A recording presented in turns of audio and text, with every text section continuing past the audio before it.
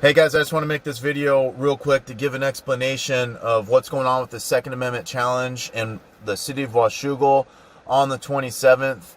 And I also want to remind you guys that on that same day, we are having a fundraiser for Joe Kent up in Chehalis at 2 o'clock. The information for that is in the description of the video. And on that exact same evening in Washougal, we're coming down for 5:30 for a rally in front of Limitless.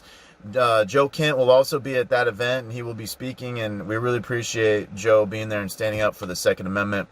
So basically what we're doing is we're having a Second Amendment challenge in the city of Washougal. For those of you who don't know, Limitless Firearms, ran by Eric Hargrave, has been pretty much getting harassed by the city for a while now. The city of Washougal has a mayor who is far left, anti-Second Amendment, against the Constitution, and they've been trying hard to ban open carry in the city of Washougal ever since BLM had marched by Limitless Firearms, and all they did was stand out front, open carrying their rifles, not being threatening, just, seeing on the news, seeing BLM and Antifa burning down cities all across the nation. And so they simply just want to make sure that their building was protected. Pretty smart, I think. So Inslee had passed a law where now basically a mayor can declare a demonstration, if it's 15 or more, they can say, hey, you cannot open carry. So he's given that power to local jurisdictions.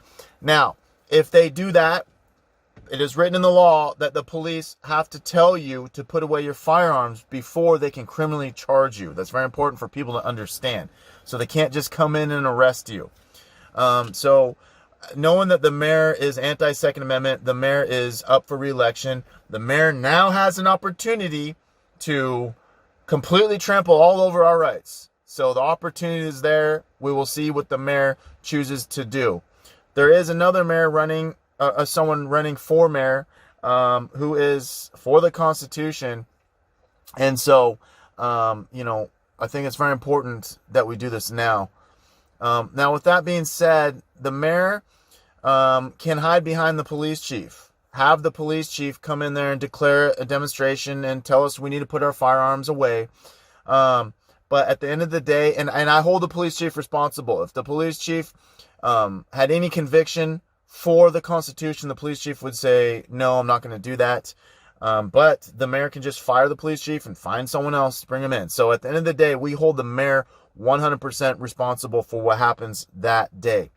The lefties are going to come in like crazy and try to push the mayor to ban or open carry. They've been doing it. They've been pressuring the mayor for a long time for this type of stuff. Now they can legally do it.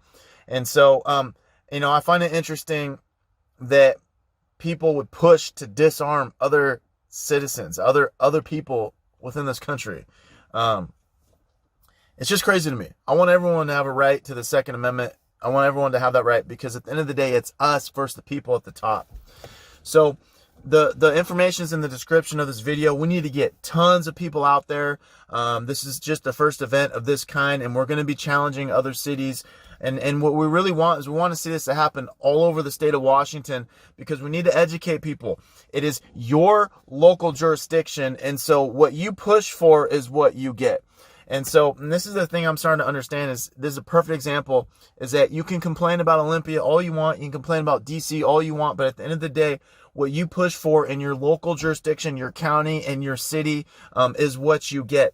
If we, the first thing to do is you get people to expose themselves for who they are. You show that certain people are against the Constitution. They're not for the people, right? I don't care if you're Republican or Democrat. You need to be for the people. Expose them for who they are. Get them out. Get someone else in there. It doesn't matter what kind of laws that they push in Olympia. If you have a good mayor, if you have a good sheriff that will not enforce these unconstitutional laws, then you're safe in your area. A great example of that is Bob Songer, Sheriff Bob Songer. He's out in the Goldendale area.